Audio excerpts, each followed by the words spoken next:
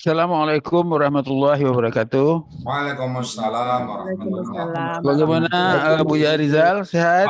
Alhamdulillah, Prof, sehat sekali. Ah, Super Baiklah, aktif. baiklah. Pagi ini Alhamdulillah hadir. Siapa dulu Prof Edi-nya, Pak Prof ya? Ya. Assalamualaikum Prof Edi. Hmm. Mic-nya Prof. Mic dibuka. Assalamualaikum Prof. Waalaikumsalam Sehat Prof. warahmatullahi wabarakatuh. Wah, alhamdulillah. Cerah Prof sekarang pagi ini saya lihat. Alhamdulillah. Baiklah, pertama barangkali Buya Rizal akan menjelaskan Quran Al-Baqarah ayat yang ke-26 ya. Ya Prof. Silakan Buya. Oke. Syukran Prof. Bismillahirrahmanirrahim. Assalamualaikum warahmatullahi wabarakatuh. Waalaikumsalam warahmatullahi wabarakatuh. Alhamdulillahirabbil alamin. Wassalatu wassalamu ala asrafil anbiya'i wa mursalin wa ala alihi wa ashabihi ajma'in amma ba'du. Qala Allah Ta'ala fil Qur'anil Karim, a'udzubillahi minasyaitonir rajim. Bismillahirrahmanirrahim. Innallaha la yastahyi ayyadriba masalam ma ba'udatam fama fawqaha. Fa ammal ladzina amanu faya'lamuna annahu al-haqqu min rabbihim wa ammal ladzina kafaru fayaquluna madza radallahu bihadza masala. Sadaqallahul azim wa sadaqan nabiyil karim wa nahnu ala dzalika minasyahidin wa syakirin walhamdulillahirabbil alamin. Pertama-tama dan utama sekali, mari selalu kita bersyukur pada Allah Subhanahu wa taala yang telah banyak memberikan rahmat dan nikmat kepada kita semuanya sehingga kita dapat hadir bersama-sama di tempat yang penuh berkah ini karena kita dalam hal menggali Al-Qur'an, mentadabburi Al-Qur'an, memahami isi kandungan Al-Qur'an.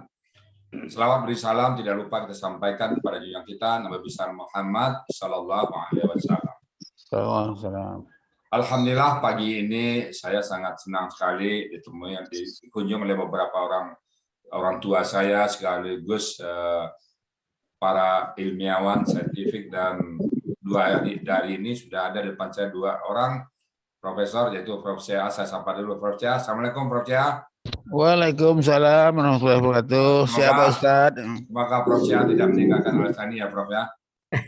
Ya selalu istiqomah di Al-Sani. Pokoknya acara penting nanti Prof. Cia tetap muncul ya. Dan nanti kalau diminta jadi ngaji Quran ataupun jadi MC ataupun moderator narasumber nanti Prof. siap ya Prof ya. Ya. Sapa dulu Prof. Edi Marsalim. Assalamualaikum Prof. Edi Marsalim. Waalaikumsalam warahmatullahi wabarakatuh. Saya sangat merindukan kehadiran Bapak di Al-Sani, Prof. Sama-sama. Seperti dulu saya masih ingat Prof sedang praktek, pada saat hari-hari praktek Prof tetap masuk ke Zoom saya, sangat senang saya. Kalau gitu nanti Prof sedang praktek, saya sekali masuk ke Zoom saya. Lihatin aja lagi praktek Prof, jadi itu aja. Ibarat orang tua nyapa anaknya itu pasti senang anak. Disapa aja mungkin. Ya, habis itu apalagi senang, Pak. Jadi kami merasa ada ada orang-orang tua kami yang memperhatikan kami. Jadi kami nggak sendirian gitu, Pak. Baik, Prof, saya akan uraikan sedikit ayat ini. Bismillahirrahmanirrahim. Ayat Al-Baqarah surat 26 ya, surat Al-Baqarah ayat 26. Bismillahirrahmanirrahim. Innallaha. Di sini Allah mengatakan sesungguhnya betul-betul Allah la yastahyi. Allah itu tidak malu, tidak enggan, tidak berat. Apa itu ayat dari bawah masalah? Membuat sebuah perumpamaan. Kalau Allah sudah membuat perumpamaan, di balik itu pasti ada hikmahnya. Nah, pada saat perumpamaan ini, kalau perumpamaan kita memang tidak ada kejadian. Tapi kalau perumpamaan Allah, pasti ada kejadian di balik itu. Misalnya Allah nyebut semut di Al-Quran, pasti ada sesuatu di semut. Allah menyebut gajah, pasti ada sesuatu di balik itu.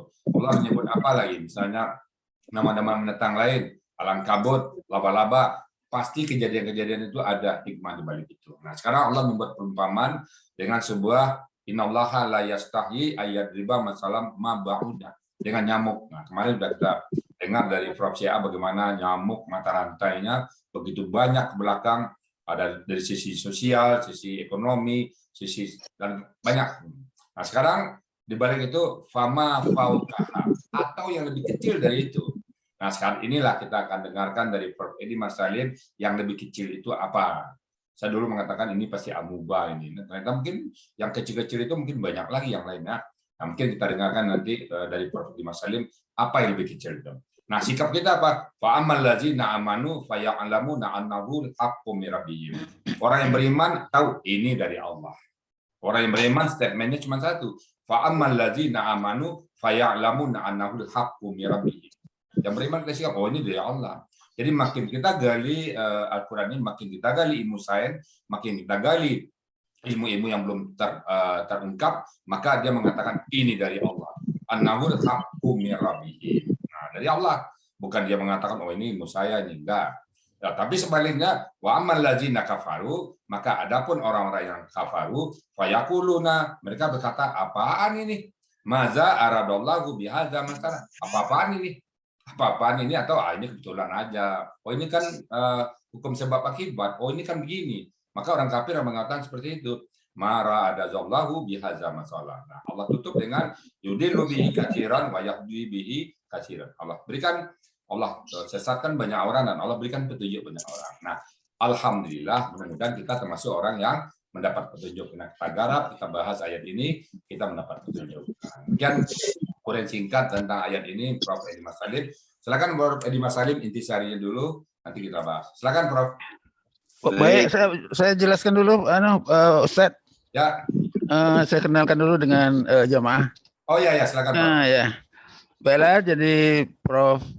Edi Mas Salim, spesialis penyakit dalam, konsultan alergi imunologi ya.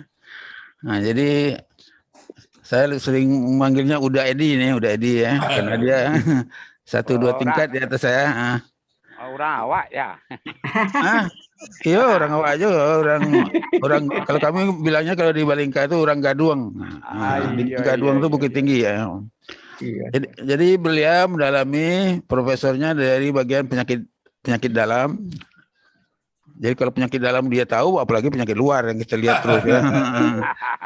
Nah kemudian lebih subspesialis tentang penyakit alergi dan imunologi. Barangkali alergi itu contohnya gatal-gatal di kulit, alergi ya, makan apa alergi sampai asma ya. Nah kemudian juga imunologi. Nah, nanti barangkali akan dijelaskan imunologi itu apa, termasuk penyakit rematik kita orang tua ini kan, penyakit rematik ya. Nah, kemudian di dalam badan kita ada penyakitnya, ada obatnya. Nah, kita orang tua kena rematik, nanti barangkali bisa dijelaskan. Obatnya ada dalam tinja kita, malah dalam usus besar kita. Ada kuman-kuman nanti yang akan berfungsi sebagai makanan atau minuman. Barangkali kita sudah pernah makan Yakult ya, Yakult ya. Atau yogurt itu ya, itu kemasan yang dijual orang yang di dalamnya ada kuman itu. Baiklah, terima kasih. Berikutnya kami silakan Prof. Edi Mas Salim, silakan. Baik, Assalamualaikum warahmatullahi wabarakatuh. Waalaikumsalam. Kita bertemu lagi, walaupun saya jarang-jarang hadir, tapi memonitor terus lewat YouTube. Pada kesempatan ini saya dikasih mengukakan kajian tematik tentang peran probiotik dalam penyakit autoimun dan secara umum penyakit keseluruhan. Baiklah, kalau kita bicara tentang probiotik, tadi sudah disebutkan juga oleh sejawat saya Prof. Khairil Anwar, bahwa di dalam badan kita sendiri, ya, terutama di usus besar kita, ya, itu terdapat keseimbangan antara 2 macam mikrobiota atau kuman, ya. Jadi nampaknya di dunia ini, sebagaimana juga di dalam Al-Quran dikatakan bahwa Allah menciptakan segala sesuatunya serba 2, serba sepasang. Jadi ada laki-laki, ada perempuan, ya, ada kuat, ada yang lemah. Nanti juga ada kuman yang berbahaya, ada juga kuman yang bermanfaat. Nah, di dalam usus kita, ya, itu ada kedua macam kuman tadi. Nah, kalau kedua macam kuman tadi berada dalam posisi seimbang, maka kita sehat. Terhindar dari bermacam-macam penyakit. Nah, saya juga heran, dulu waktu pertama mendengar ada hadis Rasulullah SAW bahwa bermula semua penyakit itu dari perut. Maksudnya dari usus.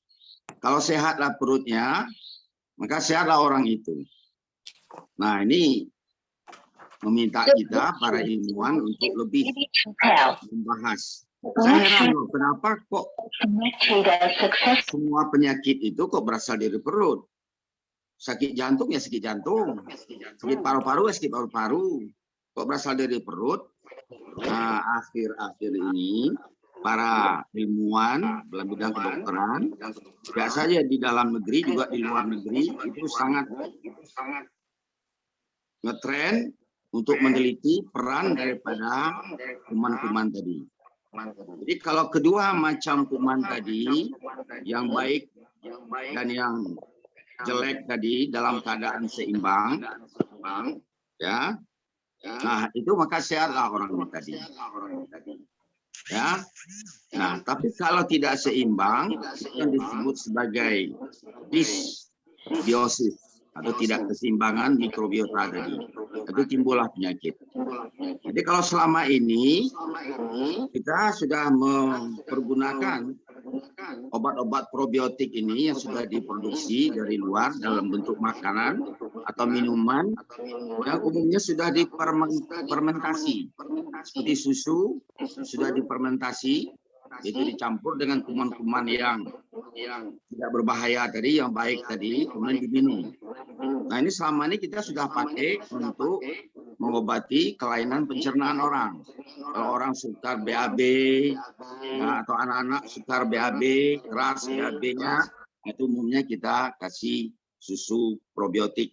Ya macam-macam tadi mereknya sudah disebutkan oleh sahabat saya Prof. CA. Nah, akhir-akhir ini juga itu dikembangkan lagi manfaat daripada kuman-kuman yang bersahabat tadi, kuman-kuman yang baik tadi. Diteliti orang untuk bermacam penyakit. Nah, saat ini yang sedang ngetren adalah untuk penyakit autoimun. Akhir-akhir ini penyakit autoimun ini lagi ngetop sejak ada artis di Jakarta itu, ya, saya sebutkan namanya, itu kena penyakit autoimun, kemudian berobat di Turki, ya. Nah, itu salah satu penyakit autoimun. Jadi autoimun itu kelainan daripada sistem imun kita, ya, di mana bisa timbul macam-macam. Salah satunya bisa rematik, ya, bisa juga rambut sering banyak rontok, dia bisa juga kulit berkoreng-koreng gitu, bisa juga timbul gangguannya juga pada jantung, pada paru-paru, pada ginjal, ya, jadi hampir seluruh badan. Yang kita kenal dengan kalau sudah berkumpul semuanya itu penyakit autoimun tadi adalah penyakit lupus, ya, atau SLE, Systemic Lupus Erythematosus. Itu khas ditandai dengan pipi orang tadi merah. Dan kebanyakan yang kena penyakit autoimun ini adalah perempuan, ya, usia muda, ya, itu yang kebanyakan kena. Nah, ada juga sih yang usia sudah tua, ada juga lebih sedikit, ya. Nah, itu. Nah, sekarang ini sedang dikembangkan penelitian dan sudah berhasil beberapa dengan misalnya pada penyakit SLE tadi itu dengan penambahan. Jadi tetap saja obat standar untuk penyakit tadi dikasih obat yang standar yang dikasih dokter, kemudian ditambahkan dengan probiotik tadi. Ada dalam bentuk obat, ada yang bentuk kapsul, ada juga dalam bentuk tablet. Ya, itu juga pada penyakit rheumatic arthritis, nyeri-nyeri pada sendi, terutama nyeri-nyeri sendi pada orang muda, itu yang rheumatic arthritis.